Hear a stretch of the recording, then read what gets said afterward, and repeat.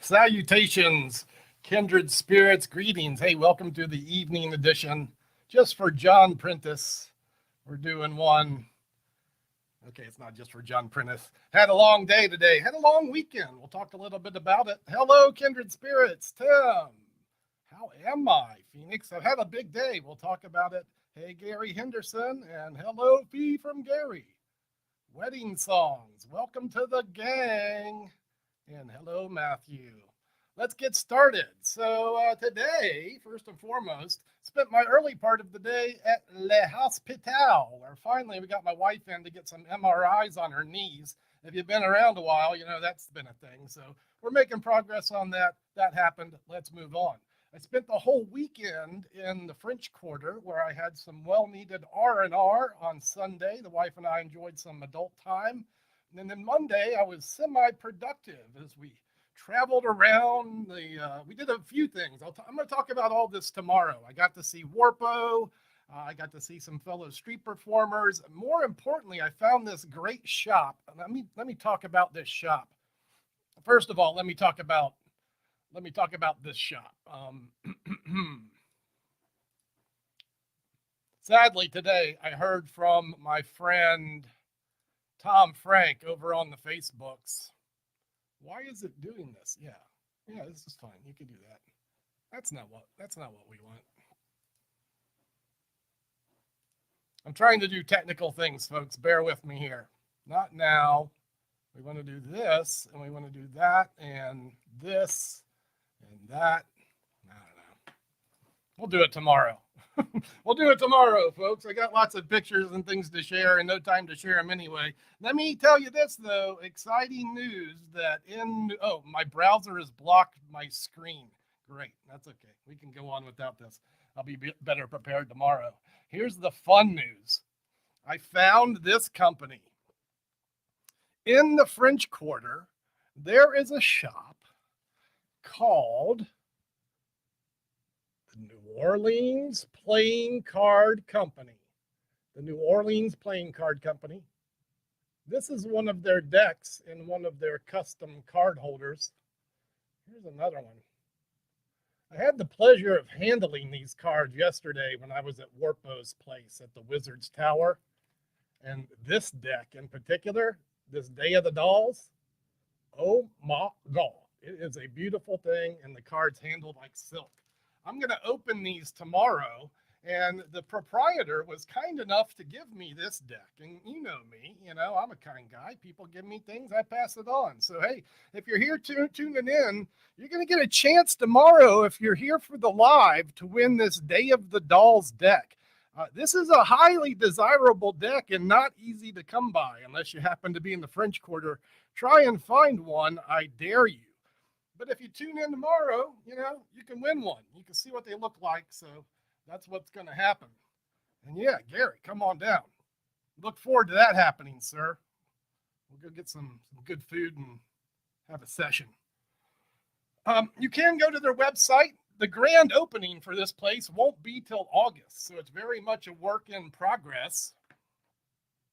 And I'll have some pictures and a little video from this store tomorrow. We'll talk a little bit more about the time that I had there. As we talk about stores, I'm sad to report also that today, one of the stores that I spent time at as a young man, and in fact, when I was about 15, 16, it's probably where I got this trick first. I got this trick from Kevin Kelly, because Kevin Kelly makes a great Gypsy Curse. But the first time I bought Gypsy Curse was at Haynes House of Cards, and it had to be in the late 80s. The Emerson and West release, which is still available from Fun Incorporated. They do distribute this product line, and to the best of my knowledge, they have some Gypsy Curse cards. But that's our trick of the day for May 9th. We're on day 9. As I was saying, sadly, to hear the place that I was introduced to this magic from, Haynes House of Cards, they closed their doors today. And I had some other things I wanted to share, some pictures and memories of what Haynes was to me.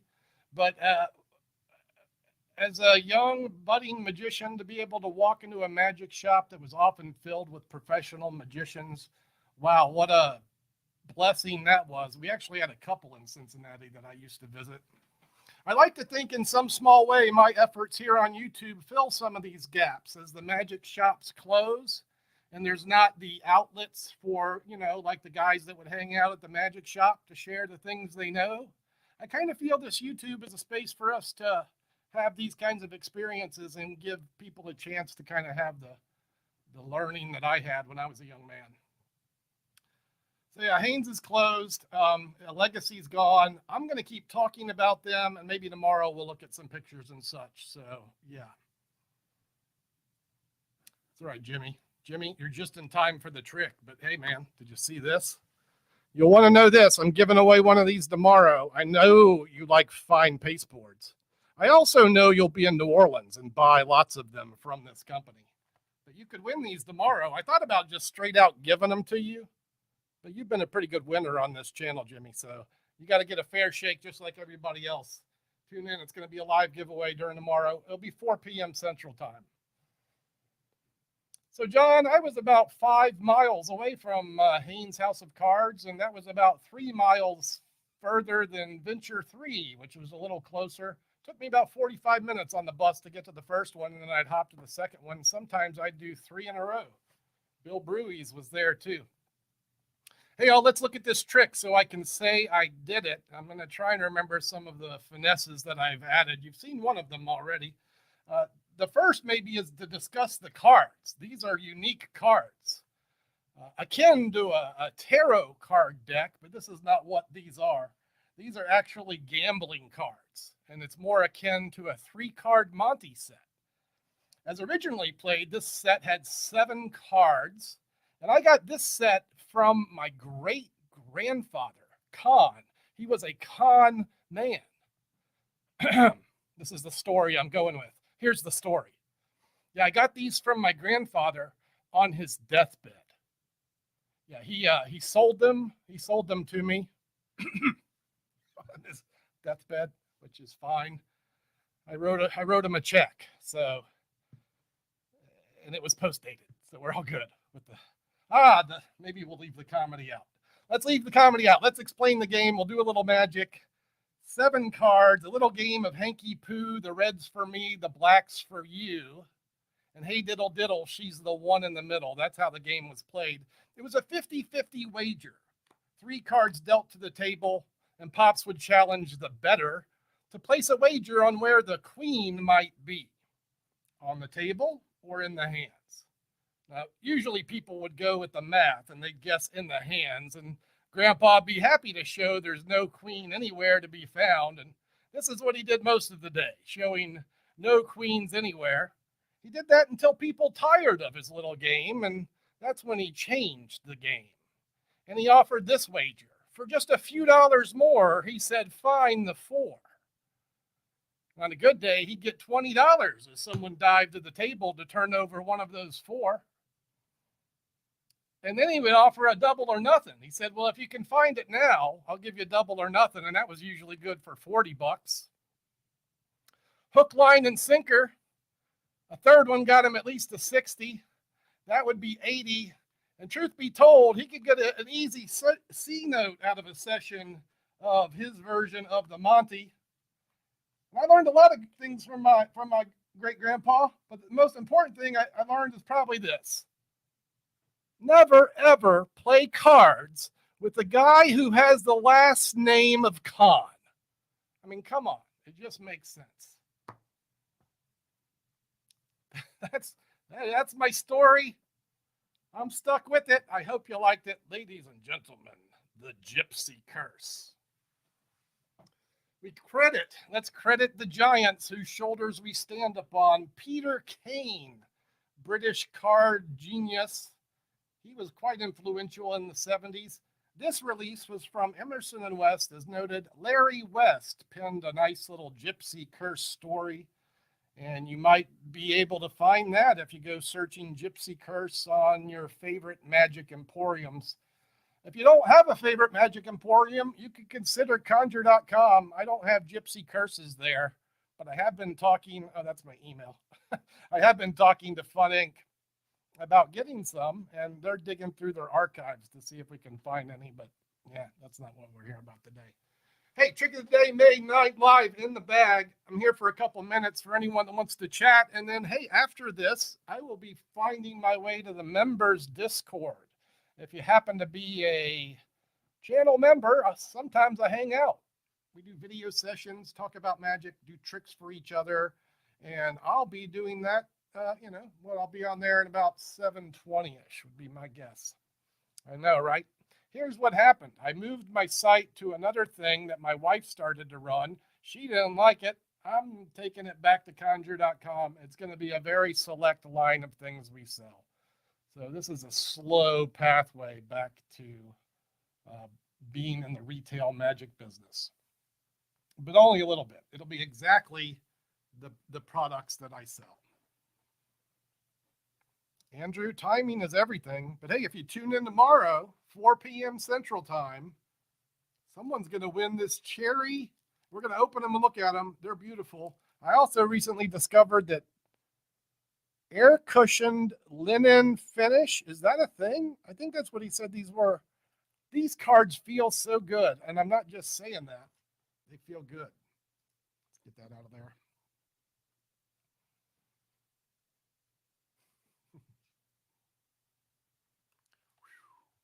Oh, well, thank you for your patronage, and I'm there for you. Yeah, if you go to conjure.com, you'll see a pretty good selection of things. I got a good, 20 things. Adding more this week. I got a couple things coming from Murphy's. Some magic wands that are real nice, and I'm really excited about these things, which you guys have probably seen me open if you've been around. Got a handful of these puppies coming in, so if you want to support the shop, that would be a good time to do it. Phoenix wants to know where to buy the Gypsy Curse. There's a couple of versions available now. I think the most commonly available one is called the Bulgarian guessing game or the Hungarian guessing game. Always a good option to go to Vanishing Incorporated, search around their site. They have a good selection. And Andrew, I'm super jazzed to be in Tampa as well. I've been preparing for that today. I'm there in 10 days, so I'll be pulling in Friday night to spend some, I'll talk about that later. So yeah. Alex, what's up, man? I see you. All right. Here I am at 7:15 drinking coffee because it's been that kind of day. We'll be live on the Discord right after that. Maybe I'll throw a Discord invite link up for any channel members who haven't got it. Those things expire every 24 hours. If you are a channel member and haven't been to the Discord, it gets better every day. So, you do what you want, but I'm there every day. And sometimes we're live jamming out. When I was talking earlier about magic shop sessions and having this experience, well, we're doing it on the reg. So, yeah. All right. Got a pretty big day tomorrow. Steve Reynolds is reported to be in for a visit. What will that mean? Well, that means I'll be doing card tricks for the most of my morning. Will that lead into him being here for the live? Probably not, but he might still be hanging around. So maybe Steve Reynolds will be here on the live. He'll be here at some point, I expect, tomorrow. We'll see where that goes in my life. And then we'll have a little more chat about what I did today, what I did with Warpo. We finally got Warpo on camera. And I'll have some footage from the New Orleans Playing Card Company as we unbox that deck. And, well, Anthony, I have playlist going. So if you missed the performance, you can go to the Trick of Day May 2023. Trying to be a semi-professional about this. I got a little playlist. They'll all be there. This one will be there as well. And, yeah, I got to answer this question because Paul Harris is, important in my life. My very first Paul Harris thing was Immaculate Connection. That was the very first one, inspired by David Copperfield's performance of his trick on TV. And I immediately bought Super Magic after that.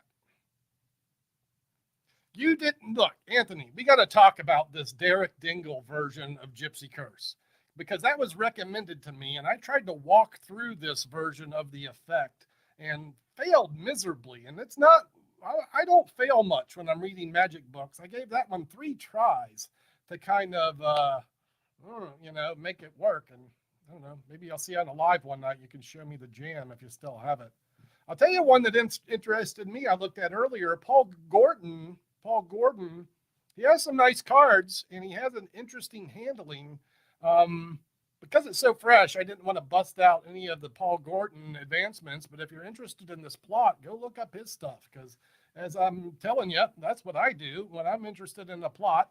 I'm preaching I'm practicing what I preach. I read the Dingle book. I tried it out 3 times. I didn't like it. I looked around. What else is out there? Well, there's the Paul Gordon handling. We like that. I added a John Carney handling of the Hammond count to open this thing up. If you want to know a minute touch I placed on it, you can find John's handling of the Hammond count in Carneycopia. And I think this is going to be our learning of the day. When you find a trick you like, hunt down the resources, do the best you can to find some versions, find what fits you best, and go from there. I think that's all I got to say today. I hope you enjoyed the time we spent today. It's easy to hit the blah. It's easy to do things except talk. It's easy to hit the like button. So, it's also easy to scroll. Thank you for your time, guys. I'm going to see you tomorrow at 4, and we'll give away a fancy deck of cards. Should be fun. Ciao for now. Au revoir.